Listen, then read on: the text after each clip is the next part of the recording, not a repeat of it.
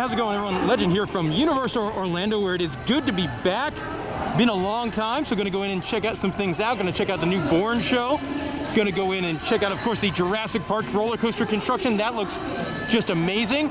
And as well as some of the changes that have happened to the rides and the park since the whole shutdown over the global health situation. When you do come in, you do get your temperature checked, and everyone has to wear a mask. They are selling some pretty cool masks, so and there's my terrible beard. Now let's go check out the park. Let's kick off the tour of Universal Orlando here with some good news, and that is the Jurassic Park roller coaster. During the closed time, it looks fantastic.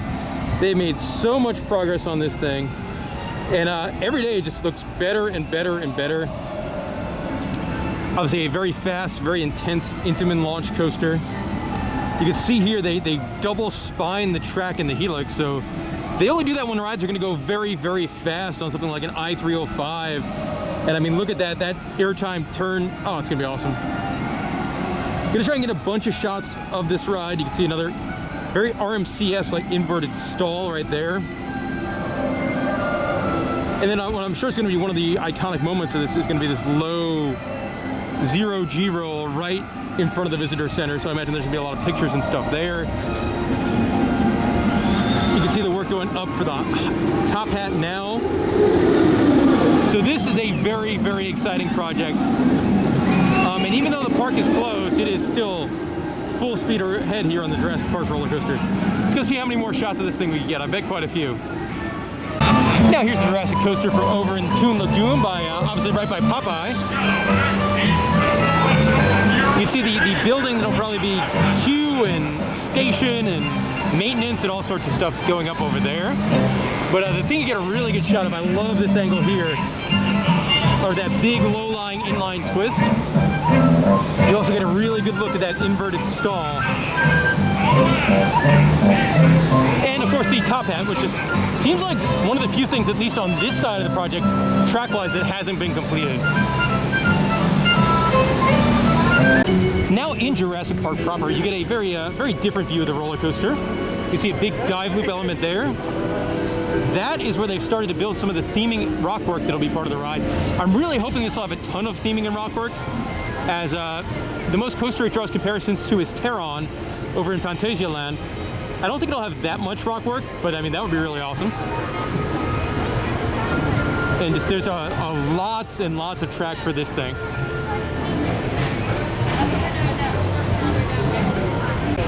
One quick look here from a different angle in Jurassic Park. See, more track needs to go up over here. Imagine that'll probably be like a big overbank. There we go.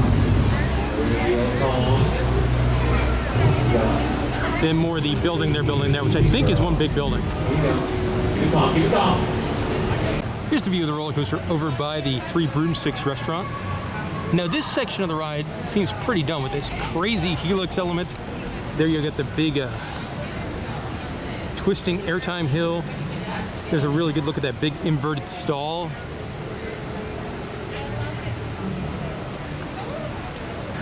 One last look on the other side of the Three Broomsticks area. You can see some guys in the bucket doing some work on the ride.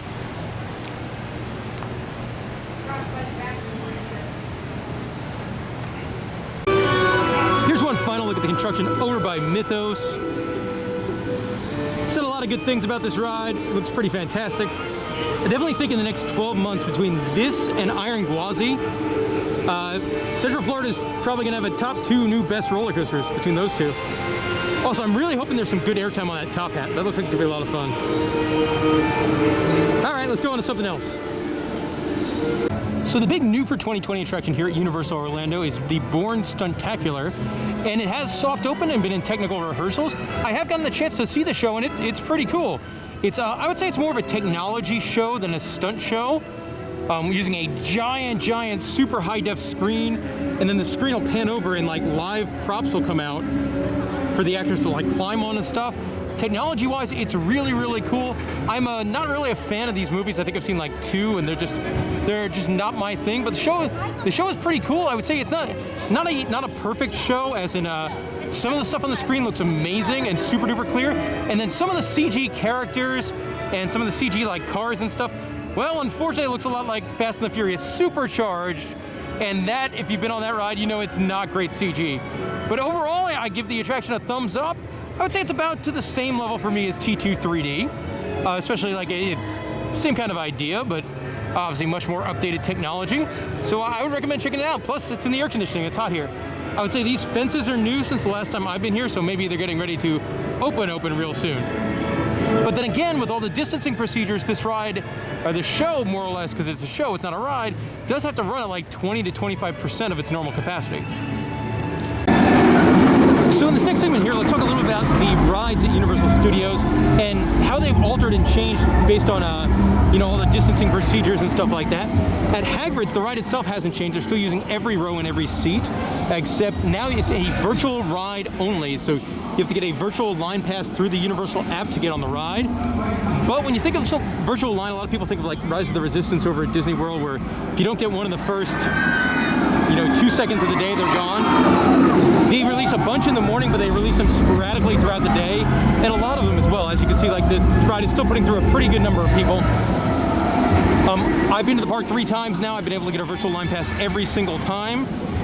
So it's really not that big of an effort. And once you do get in line, you're only in line for about 15 minutes, so it's really nice. I've actually ridden more I think I've ridden Hagrid's Magical Creatures Motorbike Adventure more in the past 3 visits to the park than I have the rest of the year this thing's been open, just because it's not the easiest thing to get on when the line was always 3 hours long. Over here at the Incredible Hulk coaster, you can see a lot of empty seats, as this one, with the distancing, really hinders its capacity quite a bit. Hulk right now has one of the longest lines in the park at 40 minutes on a day when the park's not normally too busy, so just be aware this one, a lot of rides, the lines don't get too bad, but I mean, that train I think had 10 people on it. Obviously they're spacing people out with rows in between them on this one. Over here at Dr. Doom's Fearfall, it's 1 party per side. And this is the 3rd time I've been at the park, and each time they've only been running 1 tower. So, but still the lines are not bad. It's 15 minutes. I do like how these guys are just hanging out over here. That's pretty fantastic. Over here at SpiderMan, they do put a row between guests on the ride, but right now the line's only 15 minutes long. Also, they do have all the misting effects turned off on a lot of their rides, and SpiderMan is one of them. I think it's pretty much all the rides have the mist effects turned off, which I don't miss. Over here in Toon Lagoon, the Me Ship the Olive Playground for Kids is currently closed up. It is almost business as normal over here at Dudley Do Ride, with just 1 party per log right now. And that feels amazing, I'm sure, because it's like 95 degrees out today. So over here at Jurassic Park River Adventure, it looks like they have a pretty low splash mode on, and they are putting rows between all the parties. Also, with the water rides here at Universal, you are not allowed to wear your mask on the water ride itself. It's required everywhere else in the park, except if you're like eating or drinking, or in one of the water rides. This building here in front of Hogwarts is for a new locker system they're going to be doing instead of getting rid of that horrible, horrible one inside the castle. Although the rumor's been the last couple of days they've just been letting you take your belongings on the ride, so that's very different. Obviously that's just been what I've seen on Twitter. I haven't been on this yet to confirm. But that's the building. Also, it seems like they've stopped construction on this. Like, it's full speed ahead on the coaster, but there doesn't seem to be any work going on this thing. So the Hogwarts Express is pretty neat because you get your cabin by yourself. So Gringots here is an interesting one, as they're not running either of the pre-shows, so you just walk right through the elevator. Definitely kind of a weird feeling. For the ride itself, they are spacing out people based on, I think they're putting a row in between everybody. But the pre-show thing's on. So over here at Men in Black, they're doing 1 party per vehicle, which actually makes the ride for me better. Like today I'm here by myself, so I knew the only laser on my side was my laser, which allowed me to get a much better score than I normally get on this ride. Also should be noted, every ride here at Universal Studios, they have somebody giving you hand sanitizer that squirts you right before you get on. ET is another interesting ride to go on right now, because they're not running the pre-show at all. They're also not giving out the key cards, the interplanetary passports with the names and all that. So when they don't do that, Ichi just gives a good goodbye to all of his friend. He just says goodbye, friend, once, and then just quiets down. Also, over here, the Fievel area is closed for distancing purposes. Not for the fact that it's a terribly, terribly, terribly outdated property purposes. Distancing. Over here at Hollywood Ride Rockit, they're spacing out people in which they put a row between any parties that are on the ride, which makes sense. The problem with Ride Rockit is they're using some pretty strict distancing procedures in the locker area, with only one group being allowed in each locker section at a time. So it makes the annoying locker process more long-winded and annoying than normal, unfortunately. Unlike a lot of the other attractions in the park, Race Through New York is still running its pre-show and doing its virtual queue and spacing people out. But I will say, like any of the 3D rides, they're a little bit difficult to ride with wearing the mask. The 3D glasses fog up really easily, so it's something to get used to. Fast and Furious is running as normal, and it's actually, they're running both of their pre-shows as well. You just kind of get a little dot in the pre-show room, and you're supposed to stand on that, and they're all spaced out. And the ride just runs with, I think, rows in between guests.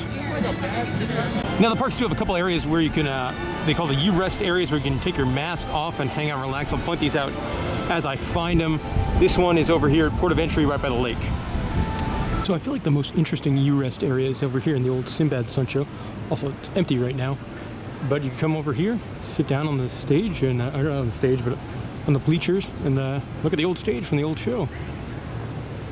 Yeah, so it's kind of neat. Obviously, nothing at all has happened with this, as this was rumored to be cut for pretty much just budget and, you know, poor guest reviews. But kind of interesting to go and see it again. Another U-Rest area is found over here at Fear Factor Live in the Studios Park. I don't think in the arena itself. I think they're just using the courtyard. Another U-Rest area can be found in the Studios Park here in the Central Park area. And obviously with the park closing every day, closes, the hours are now like 9 to 6 p.m. every day, so they're not running the nighttime show, as it's, well, not open at nighttime. Now over in CityWalk, you do have some pretty heavy construction going on right in the middle, where all those stores have been removed, like Fossil and PIQ and, well, whatever that one was. Rumored it's going to be a new Universal Studios store, as you do have the one that's currently way over there, but it's a little small and not in a great spot. So the rumor is there's going to be a new and improved big one over here. The park has opened a new Raptor Encounter over here on the left of Pizza Predatoria. Look at that, the wait time's only 5 minutes. Never seen this thing that low. So one thing I loved once the parks reopened, they came up with a line of retro merchandise for the big 30th anniversary. And it's interesting because Universal is not really a park that plays into nostalgia all that much, but this is really good stuff. More stuff here, koozies, car coasters. I love the old school pennant. Bumper stickers, lanyards, cooling towels. Lots of great stuff. And it doesn't stop there, they got more. They got glasses for different old rides, like Back to the Future, E.T., Jaws. Now, I love these, but unfortunately the glasses are not dishwater safe. So like, I'm not gonna buy it. Sounds like a lot of work. Love the t-shirt, like the old retro t-shirt. The old logo shot glasses. A different sweatshirt. What else do we got? Magnets. Pen.